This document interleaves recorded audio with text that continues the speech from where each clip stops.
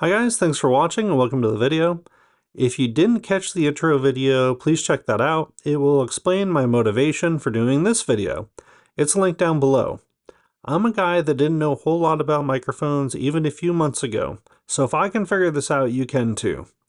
The video will have different microphone recordings. To get the most out of this video, please listen with headphones. If you're an audiophile, you probably already are. If you're listening on a phone or laptop speaker, all the recordings will pretty much sound the same and this won't make any sense. This is by no means a comprehensive view of microphones. I'll leave some links below to the mentors I've learned from over the last year or so as well, such as Curtis Judd, who's awesome. They're all much better qualified than I am, but I've found the information I needed to know pretty spread out in different videos. In this video, I'll get you started sequentially on what you actually need to know about microphones to get good quality for talking head style videos or general audio recordings indoors.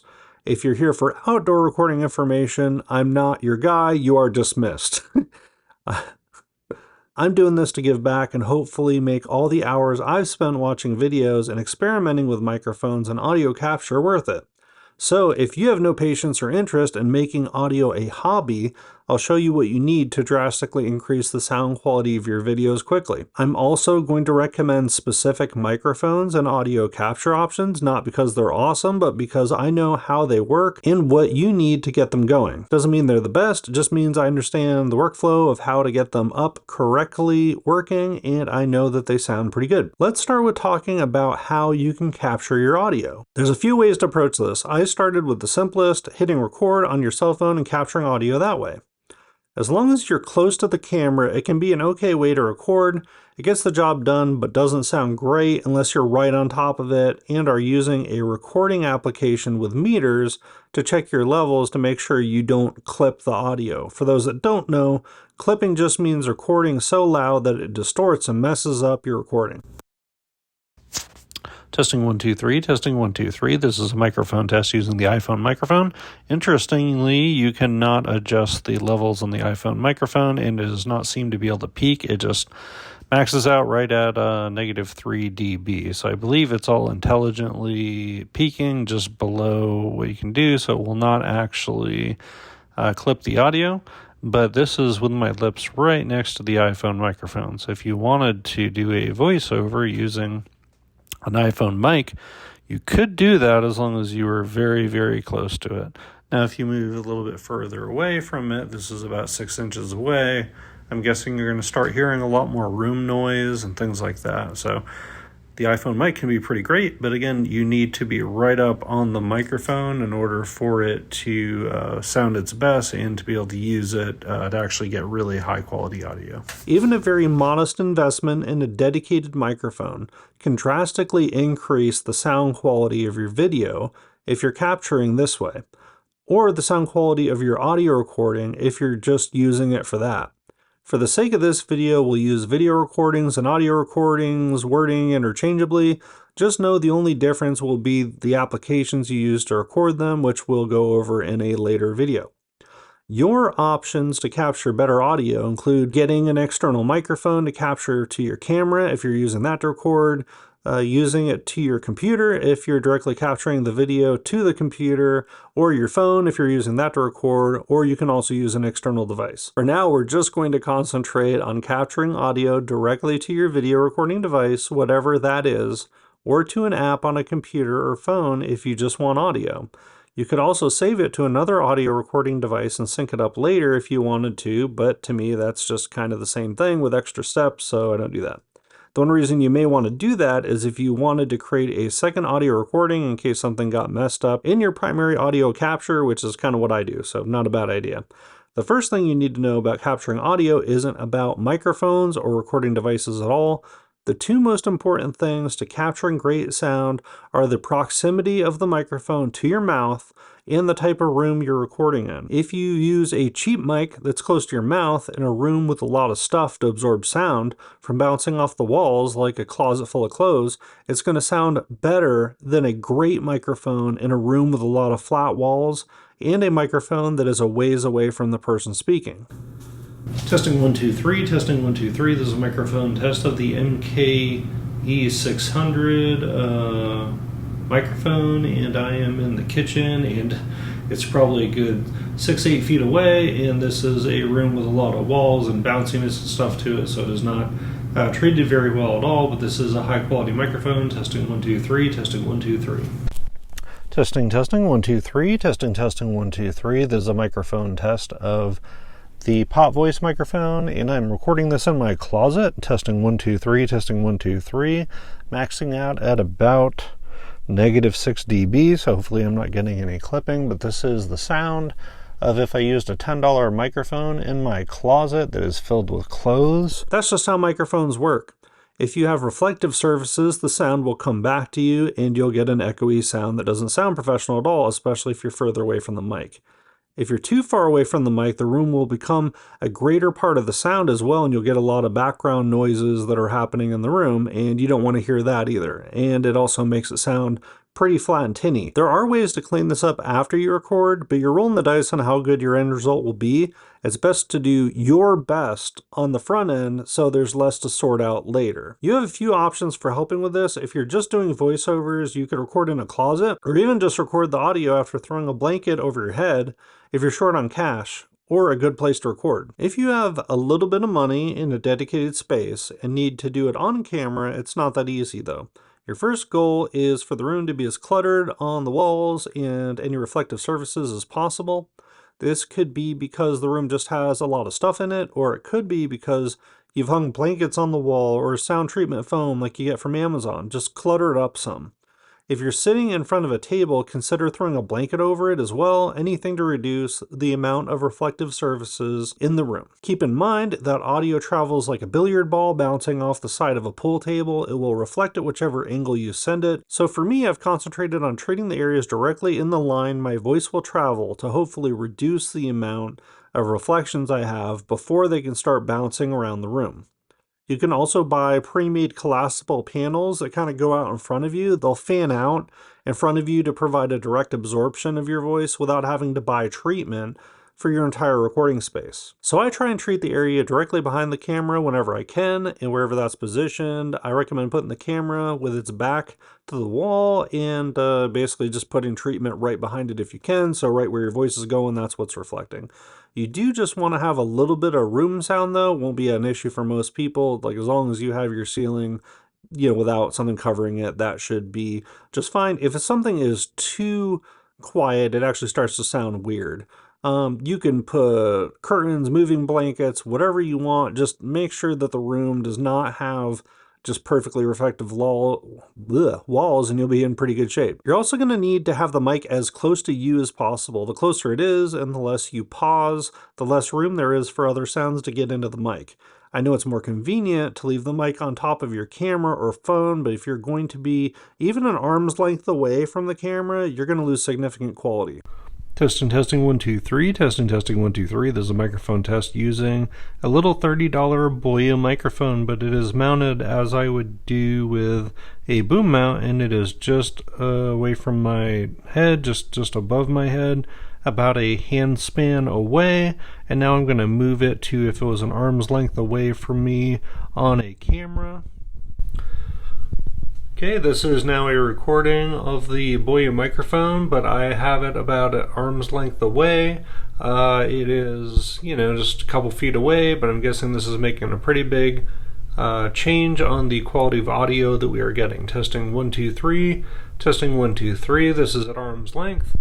And testing 1 2 3, testing 1 2 3. This is using it like a boom microphone. Testing 1 2 3.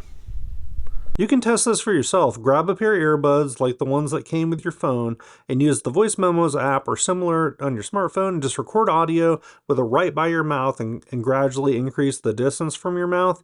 You should hear a big difference in the quality of the recording as you move it away from your mouth. But not everyone wants to have a microphone in their shot. I guess now would be a good time to go through the basic microphone options. Just a quick caveat, there is a lot of nuance and detail that I'm leaving out here. This is just what you need to get started. This is more of a practical overview of how this stuff works, not a scientific deep dive. You have three basic choices. One is the Lapel Lavelier mic. It's a small mic that is attached to your shirt somewhere around the chest or neck area. You can get versions that connect directly to a camera or to a smartphone. Usually it will be one or the other, and you'll need an adapter to get it to connect to the other type if you want to move it around. The connectors for this are called TRS and TRRS. It basically just means when you look at the end of the cable, it will either have 2 stripes for TRS or 3 stripes for TRRS on it. The 2-stripe versions are meant to go directly to cameras, and the 3-striped ones are for smartphones. You can get adapters to change them from one to the other, but I know some lapel mics that are meant to work with cameras require more power than I've been able to get out of an iPhone, so they'll only work with a camera that can supply that power or an audio recorder. For those types, like the giant squid microphone I have, they won't work with a phone, even with the right adapter. There are also professional lavalier microphones that have special connectors to work with wireless systems, or XLR to go directly to audio interfaces. But for the purpose of this video, we'll just stick with what you're most likely to use these for, plugging in directly to your video recording device. Some lav mics that are meant to be used in professional wireless solutions use a 3.5mm locking connector that can still work plugged into a camera. But to keep it simple for this video, we're going to avoid discussing that, except for this one really cool headphone kind of setup that I really wanted to go through, so we're going to include that. Testing 1 2 3, testing 1 2 3, microphone test testing 1 2 3. Sorry, I was so excited about showing you guys this that I had to put it on so you can see it. So it's super cool. See, it's like this tiny little thing, but because it's right up on my mouth, you get this crystal clear audio quality. It's not the most dynamic sound, but it does sound pretty great, I think. And if you're quiet for a minute, I believe before it was super duper quiet too, so it works great if you got a little bit of noise background. I'm just gonna be quiet for a second. This is gonna have no signal processing whatsoever. This is just gonna be the room sound. All right, I want to hear how that sounds, and this thing's pretty cool. I mean, you can use this. So right now I'm using this through an audio interface, which is, so it's got an XLR connector on it, but you can use an adapter that Rode makes that passes along phantom power. We'll get into that at some other time, but it basically passes on enough power to use this. So it's a 3.5mm connector, but it does not actually work with like an iPhone because it doesn't have enough power. But you can plug it directly into the camera, and you can also plug it into an audio interface which supplies its own power called phantom power, and that phantom power is converted with this adapter down to a smaller amount of phantom power, or whatever kind of power it needs. Anyway, the audio interface will allow you to actually use this as long as you have this right adapter. I had this for months, couldn't figure out how to use it. I asked my wife to get it for me for Christmas, and I never got a chance to use it because I couldn't figure it out, and it wouldn't plug into any phones. I thought it was an adaptation issue, not an adapter issue. It is a power issue. So super cool, and this thing's only 25 bucks. I will leave a link in the description for it if anybody is interested in picking one of these up. Other than that, we're going to stay away from all the weird connectors. If you don't mind it in your shot, this is an easy way to get good audio with almost no background pickup. This won't work in your phone though. It needs more power than that, so you'll need to plug this directly into your camera and adjust the gain there. If you're okay with that though, this is an easy, cheap way to get good sound and be done with it while keeping your hands free. The upside to a lav mic, whether on your clothes somewhere or on a mount near your mouth, is that they are small, inexpensive, and easy to either hide or make very unobtrusive in your shot. They also allow for freedom to move a little bit and still get good quality audio. They don't require any kind of external mounting equipment like a traditional mic does, and are easy to just throw in a bag and bring with you. They can plug directly into your recording device as well, which keeps your production simple. Ideally, these are mounted somewhere on your chest. This is where they capture the best balance of upper vocal ranges and your chest resonance, but they also sound okay on a collar if you're wearing a t-shirt and that's your only option. But also just hold it in a pinch, but I think that looks a little bit awkward. But you know, to each their own. Testing, testing, 1 2 3, testing, testing, 1 2 3. This is a microphone test of the clipping microphone. I am holding it right in front of my face. Looks like we're peaking at about negative 10 decibels, and this looks a little bit weird, but this is a way that you can get decent sound out of it.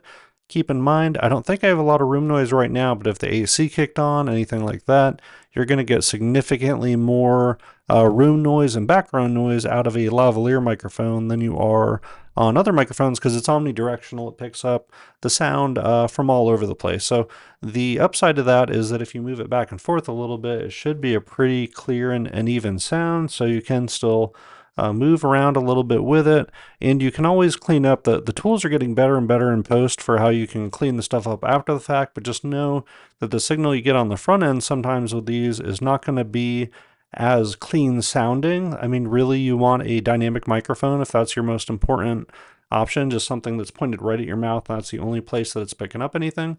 But this is a usable option, and you can always clean it up later if you wanted to do something like this. It's a little weird to hold it up in front of your mouth, but what usually you're going to do is put it somewhere like this. I'm guessing the clarity isn't quite as good, but you're probably getting more chest resonance now.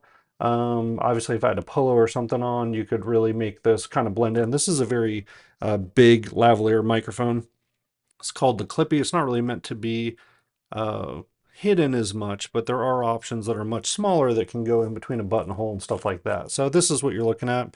If you wanted to mess around with a lavalier microphone, this is a really good quality one. I'll leave a link to their website in the description as well. These guys are from England, but it's an incredible value. It's a really good product, but it's not really what you want if you're trying to hide it and that's your highest priority. This is what it looks like. That's what it looks like. It's got a very big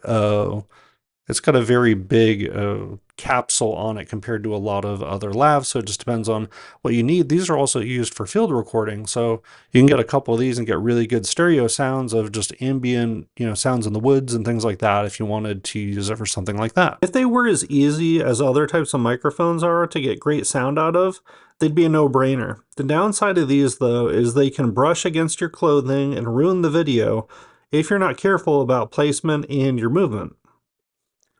Testing 1 2 3, testing 1 2 3. I'm doing weird stuff with my arms and see if you can hear any rustling with the under the shirt lavalier microphone. Yeah. They're used in an omnidirectional pattern, meaning they pick up sounds from all directions, so they tend to pick up a lot more room noise. This can usually be improved in editing, but we'll go into that later. They're also usually noisier, meaning that on average they add more hum to the recording than a condenser dynamic microphone or a shotgun style microphone will while not sounding as full because they're not next to your mouth. So, upsides and downsides. For in-shot, traditional-looking microphones, our simplest and least expensive options are dynamic and condenser microphones. These are the type you'll see a few inches from somebody's mouth and them talking into. Testing 1 2 3, testing 1 2 3. There's a microphone test of the Podmic dynamic microphone. My house is a little busy at the moment, so I've got dogs that are running all over the place. I've got my wife talking in the background. We've got balls bouncing across the floor. And I'm guessing that for the most part, those are pretty muted because this kind of microphone is mostly just going to capture my voice. I still would not recommend you record while you've got tons of stuff going on in the background, but at the same time, if you need to do that, this is probably the microphone for you because this one is going to isolate your voice much better than all of the other kind of microphones that you can get. I'm going to be real quiet so you can just hear what's going on.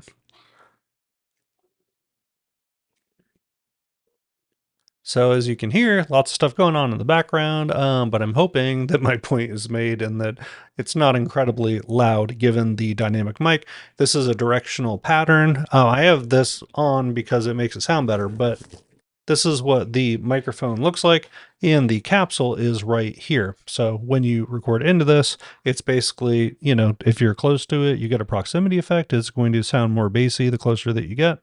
You do have to be careful with this one because if you say, bees like your Peter Piper picked a peck of pickled peppers, stuff like that, it's going to make a popping noise. So you want to speak past it. And that's why I have it at this angle. But the, what was my point? This is how the microphone looks without the pop filter on it, and it is going to be right around my face. But if I move away from it, you can see it almost immediately starts, stopping, picking up my voice. So it's very good for when you just want to have it, just pick up your voice and nothing else. The Shure SM7B is probably the most popular option you see on podcasts now, with a famous example being Joe Rogan. For the purposes of this video, a dynamic microphone and a condenser microphone will be lumped in together. In practical terms, a condenser microphone is going to pick up more sound from around you, so it isn't as good if you're in an area with more background sound. Recent improvements in AI noise reduction can improve this drastically though, so this isn't as big of a deal as it used to be. Condensers do, for the most part, sound very true to life and clear though, in a way that dynamic microphones don't. The dynamic microphone option would be my suggestion for anyone just starting out. It gives that more broadcast style sound. That's what a lot of people want. They sound richer and deeper, but less realistic. They also pick up less background noise and require you to be pretty close to the microphone. This is great for those that are trying to record as little noise from their surroundings as possible. So if you have people moving around in the house and talking in the background, the dynamic mics are the way to go. They mostly pick up sound only very close to the mic at whichever directional pattern they are set up for. Some are meant to be spoken in the side of, and some are into the top, so make sure you know where the capsule is on your microphone. If you speak into the wrong area, you won't get great sound out of it. To use these microphones traditionally, you'd need to use an XLR cable, which would go into some kind of audio interface. The audio interface will then send it out to another device to be captured and usually provide a monitoring port you can plug headphones into. This lets you hear how it sounds in real time. Audio interfaces can be helpful for adjusting the amount of gain, which just means power of the microphone, as well as providing a lag-free monitoring experience for XLR mics. You can also get versions of audio interfaces which are portable and provide an analog output, so you can send the signal to any device which accepts a TRRS audio input if you'd like to do it that way. Some newer condenser and dynamic mics also provide USB support, which can be a game changer. The USB connections usually work with PCs, Macs, Android devices, and iOS devices like the iPhone. These allow you to use the microphone without an audio interface, which saves money and complexity. Often the companies that create these devices build software applications to allow you to adjust the settings of the mic directly into a computer as well. Some even save these settings on the microphone itself, so after you set everything the way you want it, you can take it wherever you'd like and plug it into any device and still have the same sound you set up through the software on a previous device.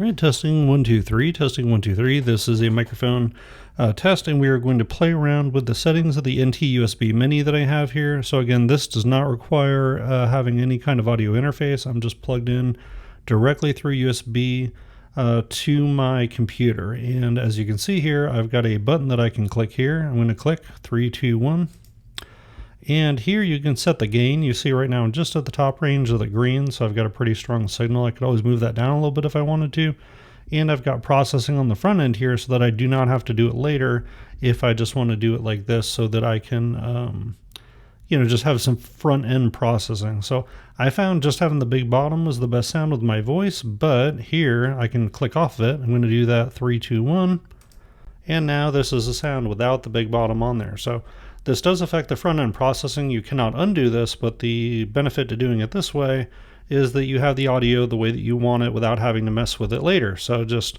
6 to 1, half dozen of another, but if you are feeling a little risky, you can do it like this and just have it ready to go right out of the box. So again, this is no big bottom, and this is the sound when you add the big bottom to it, which I think is the best sound for my voice. But you can also do it some other ways. You can add this oral exciter here, so this brings in a little bit more of the high end. I do not think this sounds good with my voice, but it might sound good with your voice. This is the compressor, which brings the highs down a little bit and the bottom up, so you get a smoother, more processed kind of sound out of it. And this is the noise gate, so as soon as I stop talking, it will slam the trap shut so no sound gets in, but I think it sounds a little bit weird, so I do not use this. But I'm pretty sure, don't kill me if I'm wrong here, but I believe once you set these on the USB Mini, that once it's in there, then I can bring it to another device without even having to open this, and I will get all these same settings. So you can continue to use this even after you are not using the software and are not plugged in even to the same computer. So here's the test, testing 1 2 3. And I'm going to turn the big bottom back on because I think this is the best sound for this mic for my voice. Testing 1 2 3, testing 1 2 3. This is a good solution if you are recording video directly into your computer. The downside to this setup is some models do not have headphone outputs on them. This means if you're saving directly to a computer, you have to listen to the mic through the headphone jack on the computer. This creates a delay from what you say to what you hear in your headphones, which is unusable to me and can be very distracting. The reason this is important is listening to your voice as you record through the headphones can be helpful with keeping track of the loudness and quality of the audio you're putting out. If there's a delay, it really messes with you and it can be hard to even continue talking regularly for me. So ideally, any device you purchase will have a zero latency headphone monitoring connection on it if you won't be putting it through an audio interface with a zero latency monitoring port on it. Keep in mind, some cheap audio interfaces will have a headphone output, but it will only be able to be used for playback, not zero latency monitoring. If you are recording directly to a computer, an alternative to this is to save a quick recording before you do your longer form content and play it back to yourself to check for any issues before you start recording. This works great as well, but obviously won't alert you if something goes wrong during recording. On a Mac, I will use QuickTime or OBS to do this, but something as simple as voice memos on an iPhone will do the trick as well.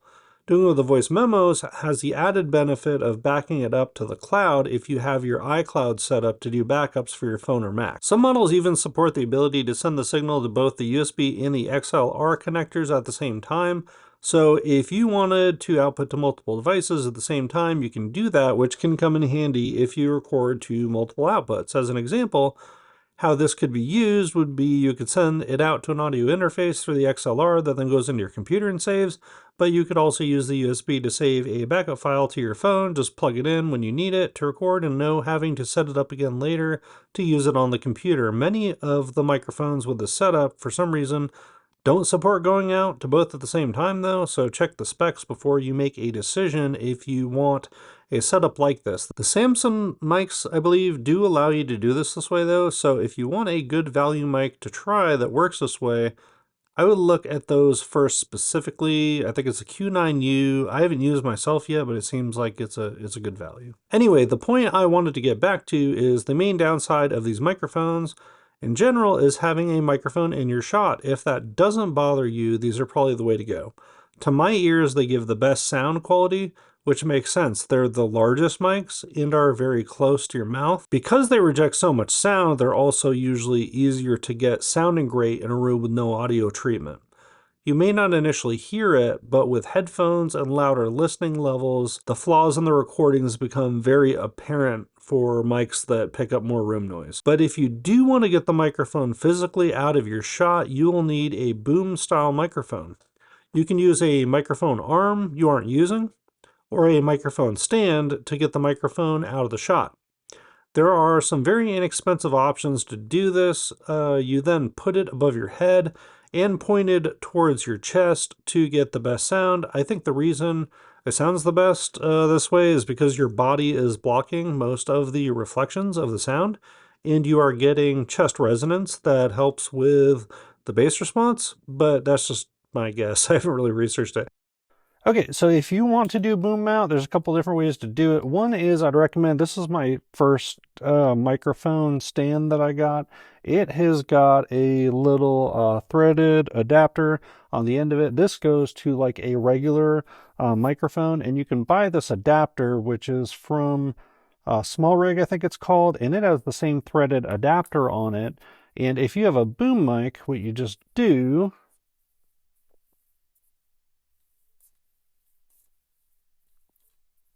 you put this on there. This is the little Boya microphone in there. You can mount it. You just put it right outside of your shot. You know, it'd be like this. You wouldn't really see it. And you would be able to have the microphone within a few inches of your mouth, which will give you a lot better audio quality. And this whole setup, 20 bucks, 10 bucks, 30 bucks, so 20, 30, so $60, you could basically have a semi-professional boom mount solution. There's no reason not to do this if you want the best possible sound and you want it to get outside of the shot. Or you could do something a little bit different. I've also got another mount here. This is a traditional a microphone stand. So Let's see this. See the whole thing. There we go. So this is a microphone stand that's going to be able to go a lot higher. I can't fit it all in the frame. Maybe I can just get back a little bit here.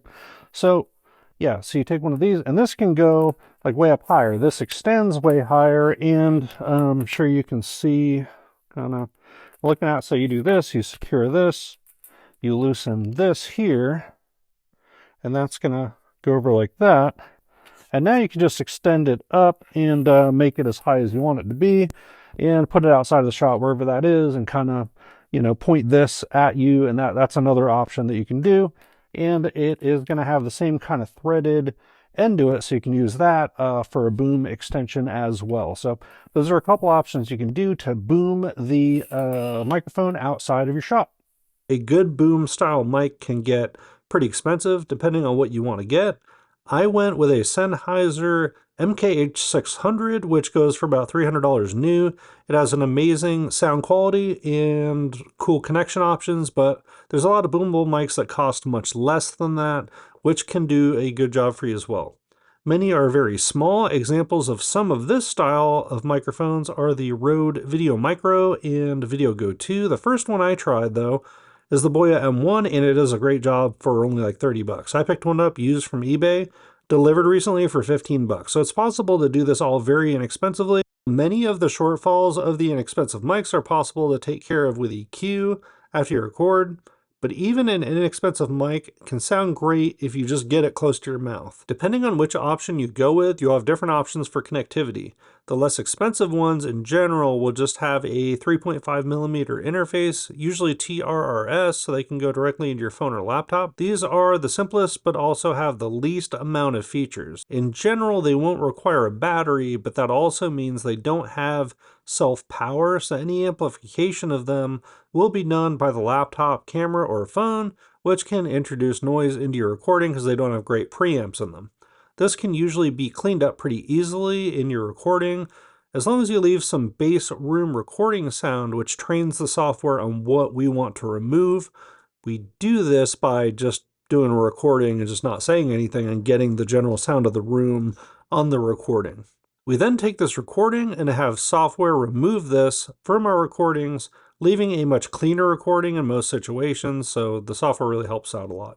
We'll go over how to do this in another video further on in the series that I'm creating here. As you spend more, you get around the $100 range, you start getting more options on them. They'll have a USB connection on them, so you can plug them directly into a computer. Some of them have 3.5mm live monitoring. It can be really convenient just directly connecting it to a computer. You can even reduce the noise in the background on the front end. So if you don't want to mess with it after the fact, that can be a good way to go. Some examples that do this are the Rode Video Mic Go 2 and Video Mic NTG. Not all of these allow you to save the settings on the microphone itself though. Many need the software to be running while you're using them, so that's a feature you'll want to check if it matters to you whether you have to have that running in the background all the time or not, to help with the EQ on the front end. Another way to get front end processing is to use software like OBS to record. You can front load filters using EQ and noise reduction and some other stuff on the microphone. Just know that if you do it this way, it can't be undone. So if you don't mind an extra step, you may be better off adjusting it after the fact. This would allow you to roll back if you made a mistake with equalization. But it takes a little bit more time, so it just depends on what is a priority to you. We'll get into how to use OBS in a future video. If you're willing to invest in an external audio interface to send the sound to a computer or an external recorder, there's also XLR versions of boomable microphones, and in general, these will be higher quality and go into the professional range.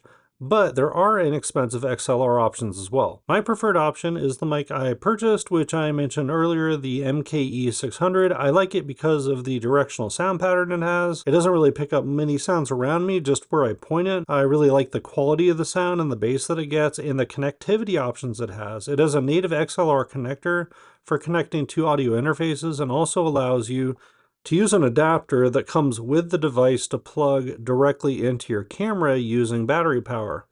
You can also adapt this connection to plug into a phone with a TRS to TRRS adapter. The battery is user replaceable and is a simple AA battery, which really makes it convenient to use however you want to use it. You can get a fuller, richer sound when using it through an XLR connection in my experience, but the 3.5 millimeter adapter audio still sounds great compared to inexpensive 3.5 millimeter native microphones. The MKE 600 is the base microphone we're using to record this video, and it's just out of frame right there.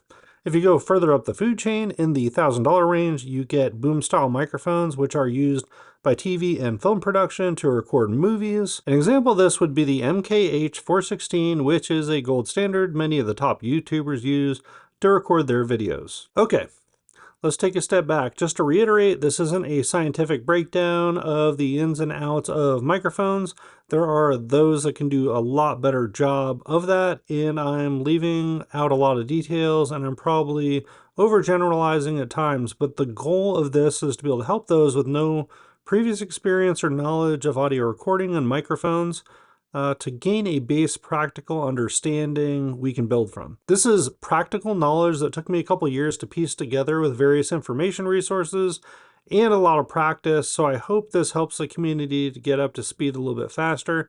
If you're finding it helpful so far, please click the like button below. It really helps me out a lot. Ask any questions you have below. I'd love to help. In part 2, we'll go through setting up audio recordings using the different styles of microphones we went through in this video and sample the type of audio quality we can get out of these recordings without any kind of post-processing. In part 3, I'll show you how to import your audio and video into DaVinci Resolve and improve the audio with built-in tools that they have there that is free, including getting awesome audio outputs that can cost as little as $10 to get started. So if you would like to stick around, I would love to see you in the next video. If you got this far, thank you so much for watching. I can't wait until the next video. I really look forward to working through this with you guys, and hopefully it provides some value to some people that have been trying to understand how to improve their audio game, but really just didn't know where to start. I know I've just been fishing around for a while. I'm hoping that this builds a base of understanding of just, okay, well, these are my different options. And then we can actually talk about looking at the recordings of each one, what kind of quality you can expect before you process any of the audio. And then you can make a decision on which kind of option would be best for you. And I'm really going to show you some ways that you really don't have to spend a lot of money to get some pretty incredible sound quality. So anyway, feel free to like, comment, subscribe. Thank you so much for watching. I really appreciate you guys, and have a wonderful day.